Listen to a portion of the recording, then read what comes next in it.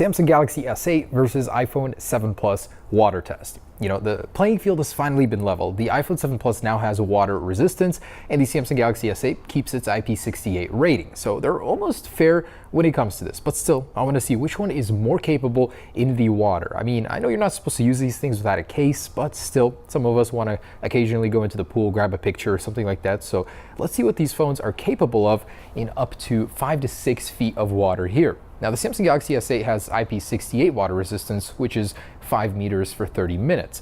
The iPhone has 3 meters for 30 minutes. So even though officially it's not supposed to be in 5 feet of water, we're gonna put it there and see what happens. So got the product red, gray, I believe.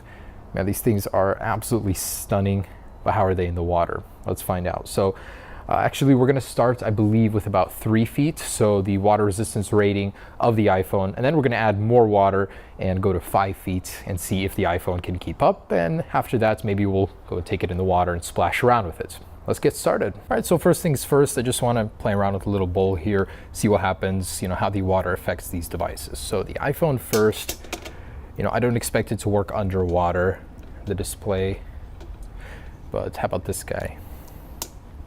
Oh, it does. Oh no, not for me though, for random presses. Can you take pictures underwater using the buttons like usual? It actually works really well with water on its display. That's surprising. So as you can see, I got a bunch here, and it's pretty responsive with water on there. The iPhone, not so much. It's kind of giving me some trouble here. So, you know, using it with water on the display on the Galaxy is the winner here. But let's open up the camera, see what happens if we put it in the water with the camera. Oh my goodness. Okay, so let's say you want to start recording. Oh, more tutorials, alrighty. Hello, that's triggering random stuff. Yeah, I can't really start recording, but you know, it's capable in just like 6 inches of water here. No problem with the iPhone. So let's jump into 3 feet and see what happens. Galaxy over here and iPhone over here. All right, so let's lower this in here. Kind of sketchy, but. So the water level starts a little bit over the plastic portion of this. And you know, we did this for the iPhone last year. Pretty much, it doesn't matter how much volume water you have. You know, like a pool versus this, it's still the same pressure as it is height. There these are. So this one's activated some sort of Siri command. Can't really see anything wrong yet, so I guess we'll let them sit. And completely forgot this. So I guess we'll give it about 30 seconds to a minute, see if anything starts happening. But you know, even at 3 feet, this thing isn't even at its max capacity, the Samsung Galaxy S8, so I don't really expect anything to go wrong here. The iPhone officially, Apple advertises it as splash proof, so it's not meant to go and be submerged in water.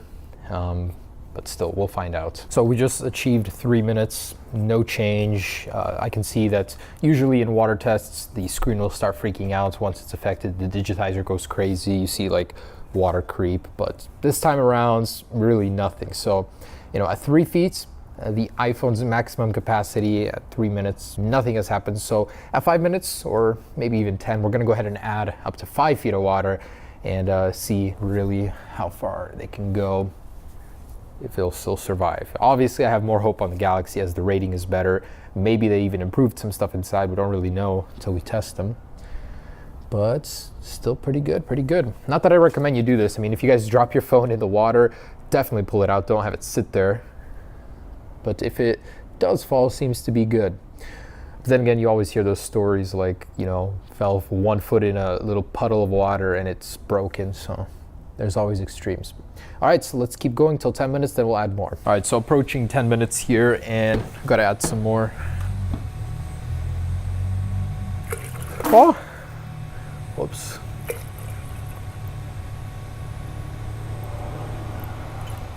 I need to go get some more water. All right, so with about 5 feet of water in there now, we've added more pressure. I don't really see any change in the phones.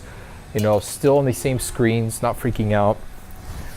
Actually kind of surprised here. But then again, it's a little different in the real world. They're usually splashing around, moving.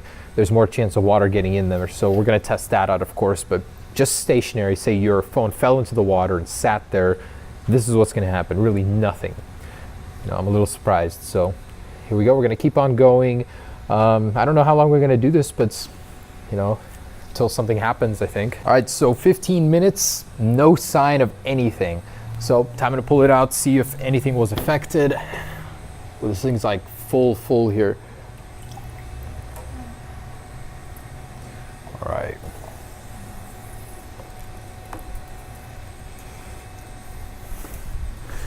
All right, here they are.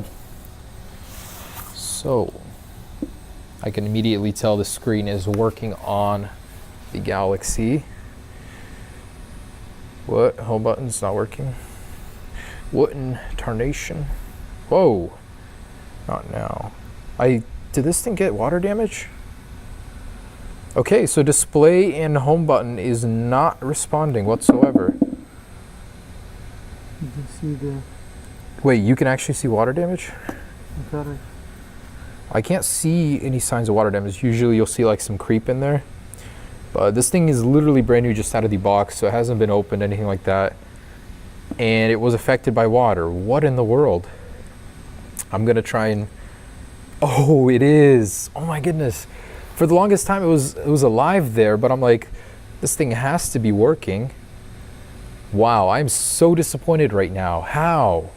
Is the product Red worse at water resistance than usual? So home button won't work. There's actually water coming out of here. I wonder if we can shoot it like before. No, so if I squeeze it, water does come out. What? That's seriously surprising, because usually these are so good at water resistance. So Galaxy on the other hand, so the iPhone, I can't get it to unlock because the home button won't work.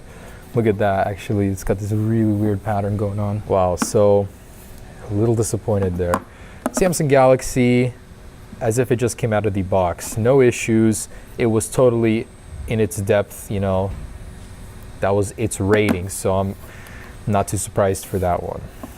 All right, so I don't think I can get that to work, but I'm gonna try and get as much water out as possible. Oh my goodness, squeezing this, so much water comes out. What the heck? Wow, I'm just baffled. Like, what the heck? It's always been so good for me, except when it comes face to face with the Galaxy S8. Guess it's a little intimidated by that one. So can you swim with your iPhone? I think definitely not. It's not something you should do. If you drop it in water, got to pick it up right away. Man, it is still working though, which is surprising. You know, the thing with water is though, you can't really tell for how long. It might be tonight, it might be tomorrow that it'll just stop working, or some features might stop working. So there's that. Oh, display started working again. Home button just activated on its own. Not by my doing, like the press itself won't work, but display does work. That's kind of interesting. So that still works, but you can see the whole stainage there. All right guys, so there it is. That is the water test between these. iPhone still seems to work. Samsung Galaxy for sure won this round. So I guess we can take it down to the river, go swimming with it for a little, see if that affects it. But you know, even just not moving, this thing has won. I really don't want to do this, I'll be honest with you. It's kind of cold, the water level's really high here, and it like stirs up all the sediment. It is like the nastiest water ever, but I really don't have anywhere else to go. I don't have like a apartment pool or anything, not without sneaking in anyways. So there we go, we got this guy. I'm gonna pop it into the backpack while I jump, and then I'm gonna swim around with it just to show you guys a little bit of activity in the water, you know, if this thing will be affected or not with some movement. We dropped it in the cylinder, there's really not much movement there, it just sits. So guess we can do that now. All right, so really it'll just go in here. There'll still be water and everything, the water gets in through there easily. But just so you can see that it'll like hit the water and everything. Okay. Man, it is freaking cold. By the way, everyone that was saying, yeah, this is an Apple t-shirt from the campus on Cupertino. Just put a Samsung sticker on it myself. Anyways, don't watch me change, man. All right, I'm not gonna even think about this, just do it, because I'm not gonna do it if I think about it. Let's go.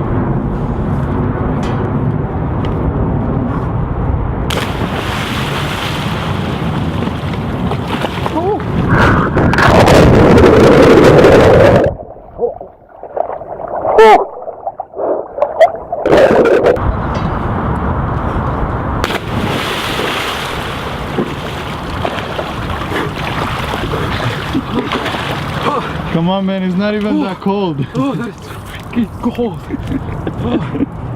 Alright, so heck of water in there. All my euros. Cool. Anyways, also in here with all this water, as you guys can see, the Samsung Galaxy S8 still working just fine. So I'm gonna start recording, jump in again, try not to get hypothermia here. Let's put it on 4K here. I hope I don't drop this. This is so thin and okay. I'm gonna hold on to this with 2 hands. I don't trust myself. Okay, there we go.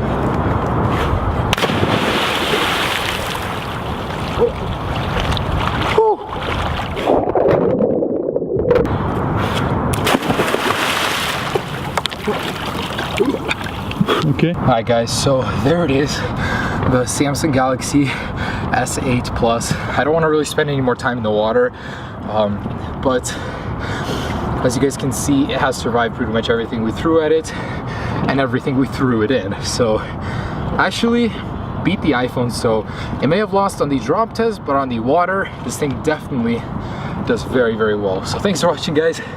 Be sure to check out the other tests. Peace.